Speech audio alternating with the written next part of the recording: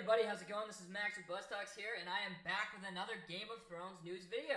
In these videos, I go on the Watches on the Wall website, and I give my thoughts and feelings on the latest news to break. So obviously I want to issue a spoiler warning. If you don't want to know anything about Game of Thrones Season 7, leave right now. You are not welcome.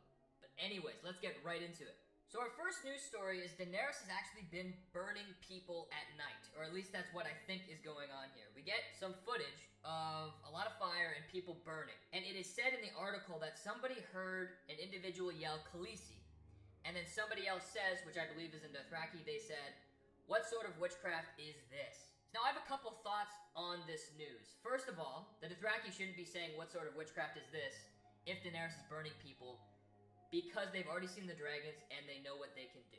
And second of all, I think this scene is definitely Daenerys burning her enemies, and it probably is some people that she has defeated, and I'm sure Randyll Tarly will be in there, as well as his son, and a couple of people who have rebelled against her.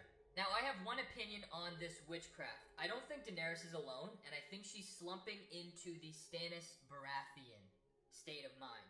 In the last season, we were introduced to the Red Witch, Kenerva, and Tyrion hired her to kind of spread the word of Daenerys' goodness to the people to try and control Meereen. So what I think is this witchcraft is actually a Red Witch whispering in Daenerys' ear, burning people at the stake in order to pursue Daenerys' claim to the throne. Now we have two Red Witches on the show. First of all, we have Kenerva, and we never saw Kenerva leave Meereen, and I don't know if we established her enough to bring her with Daenerys, and they didn't establish that in Season 6. That's why I'm leaning towards Melisandre being a part of these burnings. We know that Jon Snow kicked her ass to the curb and sent her going south, and we also know that she's going to meet up with Arya, based on a prophecy that she told her in Season 3. And I think what's going to happen is, as Arya's coming north, and as Melisandre's coming south, they're going to meet along the way and have an interaction, and that'll take place possibly in Episode 2. And then we will see Melisandre arrive by Daenerys' side, possibly in Episode 3, because I think Melisandre really needs purpose. She needs somebody to serve. She needs to serve the Lord of Light. And I think with Arya, it'll kind of mirror Melisandre's story, where we will see Arya arrive in Winterfell in Episode 3 or Episode 4.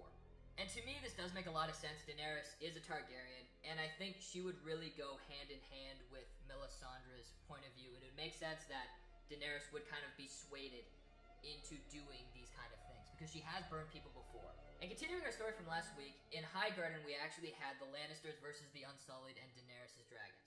And this is going to be one of the biggest set pieces in this season. And in this battle, I have a couple of things that I want to happen, and I said that in the last video. I think that Bronn should die, because you have characters that we love on both sides, and I feel like there has to be a sacrifice. And I think Bronn should die at the hands of a character that we already know, such as Grey Worm, or possibly the dragons. And I have a very specific thought in my head of what I want this battle to be. Like how Jon Snow in Battle of the Bastards, we followed Jon Snow. The camera was always behind Jon, and I think that would be amazing if they pulled that off with Jaime and Bronn. Like, we're on their level, and we're surviving this war with Jaime and Bronn. And we see the dragons flying overhead, and it's chaotic, and it will paint Daenerys in kind of a bad light. We usually see her kicking ass from her perspective of the dragons. I think it would be awesome to see the chaos on the ground floor of what's actually happening here. But we get more pictures of the aftermath of this fight, and pretty much it's a lot of people are dead. So I don't know whether this is going to be Episode 4 or Episode 5, but I'm confident that Jaime is going to be captured. I don't know if Bronn is going to be dead or alive, but I'm sure we're going to see an interaction between Tyrion and Jaime, and I don't think it's going to be sweet. I think Jaime has a lot of reasons to be pissed. I think he's going to be pissed about Tyrion killing Tywin. I think he could potentially be pissed about Bronn, but I think he's also going to be pissed about Daenerys burning some of his Lannister men. And I think Jaime will actually be there to witness this burning that I talked about earlier, where she burns all these people, and I think that will really make Jaime bitter, because here he is, looking at Tyrion, his brother, supporting this woman who is burning these people alive in order to pursue her goal to queen. And I think from Jaime's point of view, he won't see that as any better than what Cersei's doing as queen. So I think they're going to let Jaime go in order to negotiate with Cersei, and I think he says that he will, but I think he will definitely be lying, or I think he will still stay behind Cersei and support her, because he feels like his younger brother has betrayed him. So I think at the end of the season, we're finally going to see Jaime take that final step into not believing in his sister anymore. But I think during this part of the show, in Episode 4 or 5, in the middle of the show, I think he will still be dedicated to his sister, the woman he loves. And our final set piece is the Wolf Hill Quarry. And this is actually the Icy Lake set piece, where we believe a huge set piece is going to happen with Jon Snow, Jorah, Gendry, all of these key characters are going to be going over the wall. And we got a drone's eye view of what this set piece actually looks like. And I have to say, it does look like it is over the wall. It has a certain aesthetic to it. On a frozen lake, it's very reminiscent of the White Walkers' home location, which we see in Season 4, but I doubt that is it. But what I do think is this is kind of on the edges of the wall, and I'm very confident that they are going to capture a white, even though I've poo-pooed the idea ever since it was brought to my attention. So now I'm going to try and justify it. First of all, they need men to fight the White Walkers, no matter what, if they're Lannister or what. There's no point in killing each other because that just distracts you from the ultimate goal. And I think in order to convince these Lannister men and Cersei to support their cause, they have to capture a white. And I think that's the way this story is gonna go.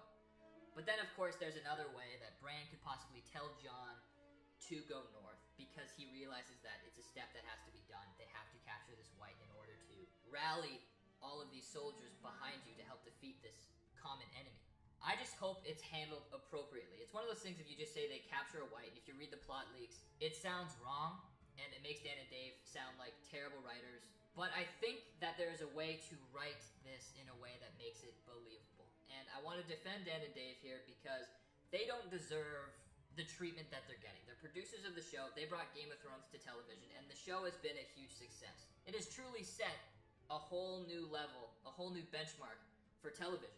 And I think they have done a fantastic job, and I think they are fantastic writers, and I don't think they get enough credit. So I have my faith in Dan and Dave, and I'm confident in no matter what story they're trying to tell, I think they're gonna find a way to tell it right.